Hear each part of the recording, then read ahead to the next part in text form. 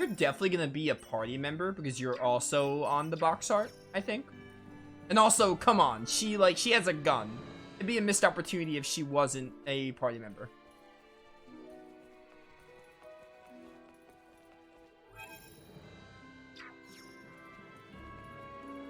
Marielle immediately reminds me, especially because she has a gun, reminds me of the Maria character. She might be like Maria in her fighting style. I mean, she's got blue hair too. Her hair's not exactly the same. It's like more of a lighter blue, but same deal.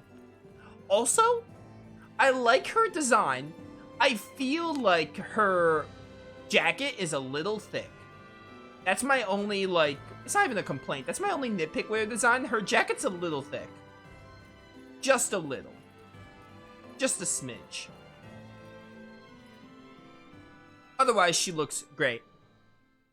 The truth is, I have no idea why Bennett the Astoria's captain opened fire. It's a mystery to me.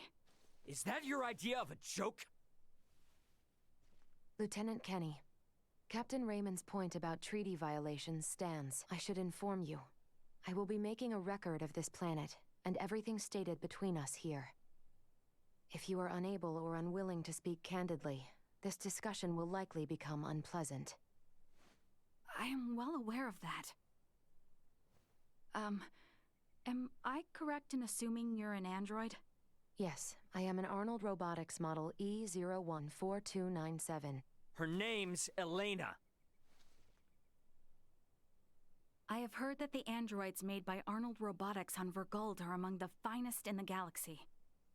Elena, I swear to you that all I speak here is absolutely true, including the fact that I came here to help. What is this bull? Ray. Lieutenant Kenny, I logged an unnatural delay between the second and third barrage just before the Aegis was downed by the Astoria. Can you please explain what caused this? The truth is...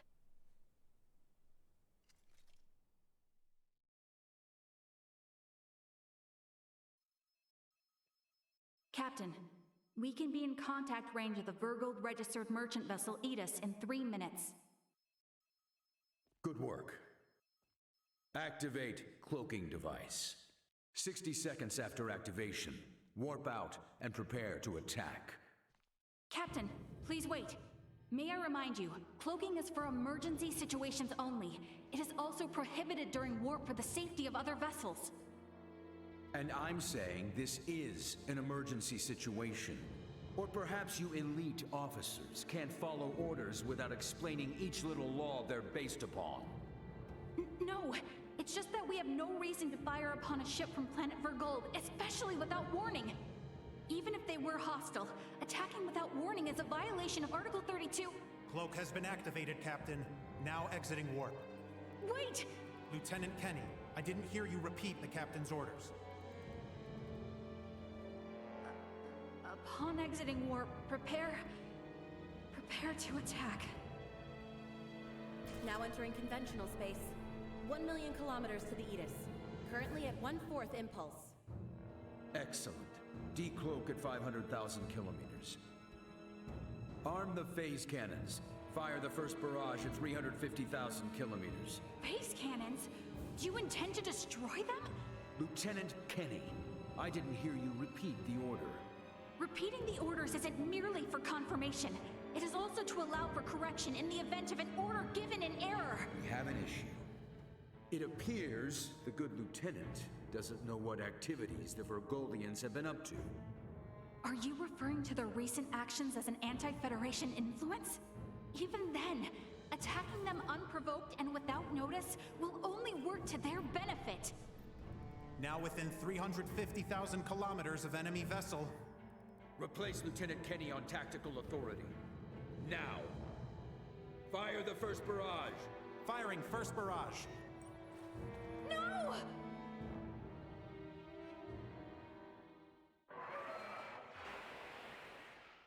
That's gonna leave a mark.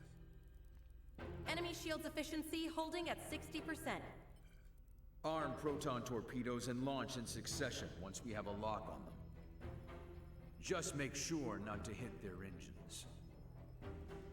We're after the cargo they have stored there. I want it in one piece. We have a lock. Firing proton torpedoes.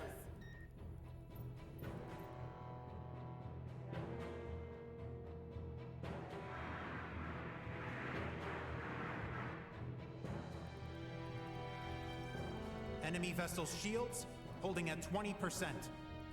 Captain, their warp drive remains intact. They could still attempt escape maneuvers. Hurry with the next phase cannon barrage. I'd rather have them destroyed than let them get away. Captain, what you are doing is criminal. Upon my authority as first officer, I hereby relieve you of command. Very well. I do believe it's written in your beloved Federation halls that the consent of 3 senior officers is needed to relieve a captain of their command. Are there any among you that agree with Lieutenant Kenny? Wait, what? Lieutenant, you are hereby removed from duty for the crimes of disobeying an order and treason. Now off to the brig, Marielle.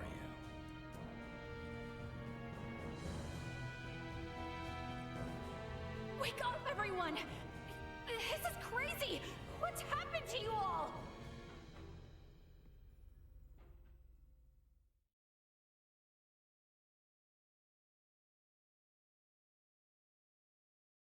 I see. That would certainly explain the delay before their third barrage. In which case, Raymond, I do believe we owe Lieutenant Kenny some thanks. Sure, if her story's true. So what cargo was this Bennett guy after anyway? Duma, most likely. Oh, good guess. That thing? The 3 Virians appeared most interested in Duma as well. They too are part of your Federation, correct? In quotation marks. What are you? But what I still don't get is why you're here now, Marielle. Weren't you sent to the brig? I was released as soon as we returned to base. My guess is the captain thought me a nuisance, but little more than that. So I borrowed a ship from the space station and escaped once I had the chance. What?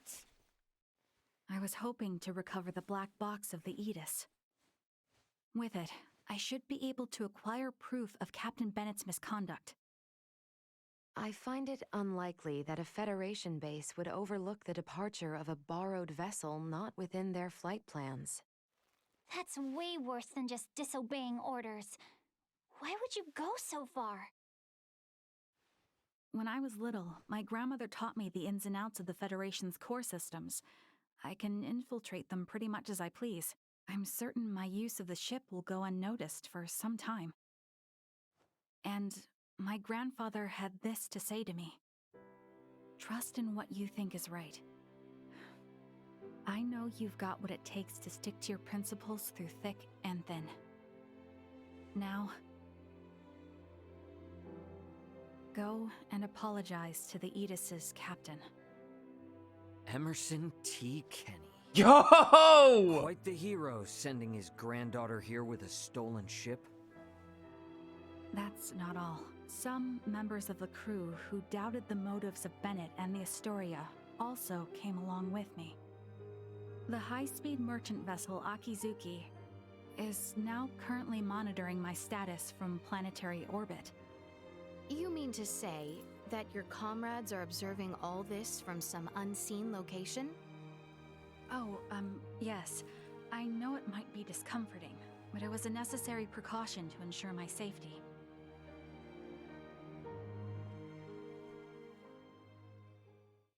Thank you for healing my father. On behalf of my kingdom, I offer you my sincerest gratitude. What was that?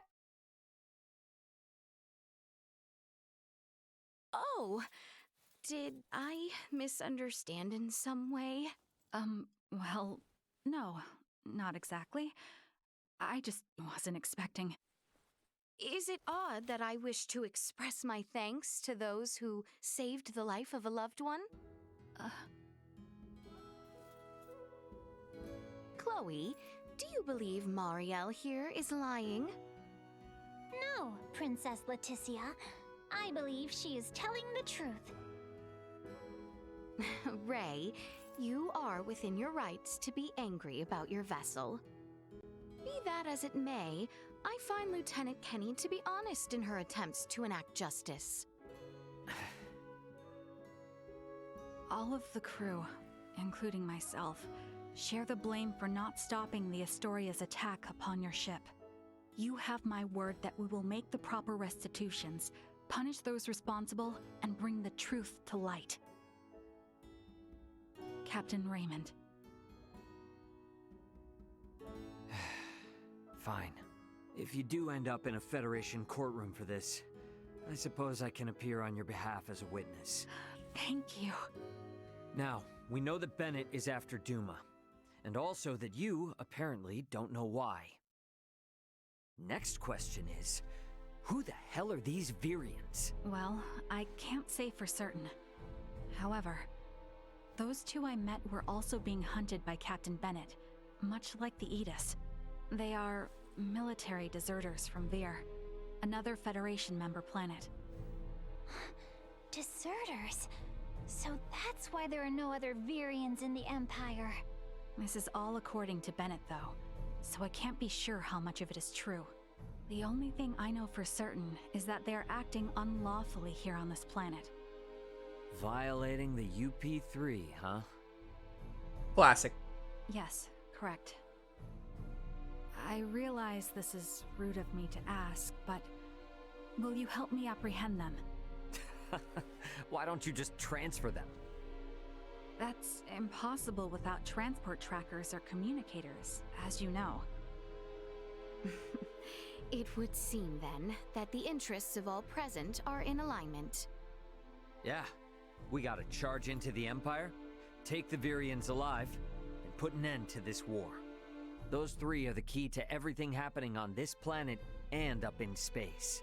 I cannot permit the use of Akizuki's equipment, but I can assist, personally. What's the matter? Oh, it's just that while I understand what Marielle is saying, there's still something that kind of bothers me. I got the impression that the Virians had truly sworn their loyalty to the Empire.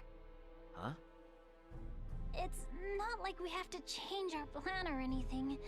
Just something to keep in mind, I guess? Your hunches often prove correct. We will be careful. Right. Now then, I think it best if we consult with Maester Midas and the others about how to proceed. Let us return to my father's chambers. I got so much to say. That was such a long sequence. Let us proceed to His Majesty's quarters. Indeed. Maester Midas and everyone are like to be present already. Dude, that was so long, my controller disconnected. So much to say. That was all great. Where to start? Yo, I'm so happy they actually addressed Emerson by name. That was awesome. I'm freaking out. That was really cool. When she was like, she said grandfather, I think. She was like quoting, I was like, oh my word, she's a Kenny. Like, so basically, I'm gonna give you the rundown of Star Ocean. Ronix and Elia, the parents of Claude. Claude is a Kenny. He is the first, one of the first Kenny. No, not the first Kenny. The first Kenny's in Star Ocean 4. His name is, I think Stefan is like a Kenny. He's like a commander of the Federation or whatever. I think he's a Kenny. And then you got Claude, who is obviously the son of Ronix and Elia.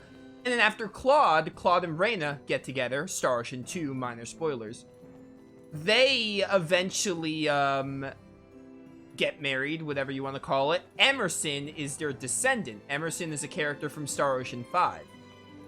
And she's the granddaughter. She said grandfather, I'm pretty sure. I must have zoned out when she said it, but she's the granddaughter or a descendant of Emerson T. Kenny, because I'm pretty sure Emerson's middle name was also T. So that was awesome that they actually said him by name. I would have been fine if they said, like, oh, like, it's implied that it's Emerson, but the fact that Raymond actually name-shouted Emerson was awesome. I love that they did that. Star Ocean rarely name-drops people, and that was so good. Also, I see some stuff in chat about Maria, like, where Maria plays into all this. Marielle gives Maria vibes, but there are two problems with why she's not related to Maria. First of all, Maria isn't a Kenny. Second of all, but she's not a Kenny. She's part of an anti-Federation group. Second of all, Star Ocean 3 takes place after this game. The timelines of the games are Star Ocean 4, then it leads to Star Ocean 1, then 2, and then after 2, it's actually 5 and then 6. This game takes place after 5, before 3. So 3 is the last game in the chronology. And I believe that's because of the plot twist and how the game ends. Like, I think that's why Star Ocean 3 is the last game. Like, it wouldn't really...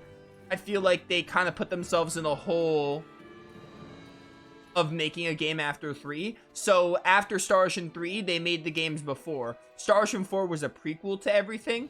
Star Ocean 5 took place after 2. And it's evident with Emerson... With Emerson being the descendant. By the way, I'm sorry for people on YouTube. I'm sorry people on YouTube who don't care, but this is Star Ocean. I'm gonna nerd out with this. So, you know, Star Ocean 2 leads to Star Ocean 5. That's very apparent when Emerson is the descendant of Claude and Reyna. And also, some of Fiore's actions lead into Moonbase, which is a very iconic, and Signaturgy. Signaturgy and the whole Moonbase production is all leading into Star Ocean 3 very subtly. And also OPAs. There's an OPA in Star Ocean 5. They don't call it an OPA, I don't think. But it's basically an OPA. And then the time gate. There's like little things in 5 that are like, yeah, it's right before 3. But now, Star Ocean 6 is after 5, before 3. So... that's one thing I wanted to address. What else did I want to address? Maria's ship was smaller. Yeah, Maria's ship was a flagship. That was the Diplo. The Diplo was a flagship. So yeah, Maria's ship wasn't like an actual like space. It was a spaceship, but it was like a smaller ship. It was they called it the flagship. I think that's basically all I wanted to address. Yeah. Also, Marielle seems really neat. I like her involvement in the plot so far. She's a Kenny, but putting that aside, I really like how they're doing this. And I'm really interested to see what's up with, Bennett, I think his name was. Like, what his goals and motivations are. Like, I'm really looking forward to seeing where the story goes, basically. Like, again, I wasn't hating the story of Star Ocean 6. It was a bit of a slow burn, and the cast was definitely interesting enough, and that's definitely what was keeping me from going on. But now I'm excited to see where the story goes. It seems like we have to, like, end the war. And then maybe after ending the war, maybe we're gonna leave Aster 4. Maybe they're gonna have, like, the iconic, leave the planet part. Kind of like in Star Ocean 3, you leave Ellicor 2, and then you go into the Disc 2 of the game. And then in Star Ocean 5, you kind of leave, Faye Creed, even though you go back a few times. Alright, back to the game.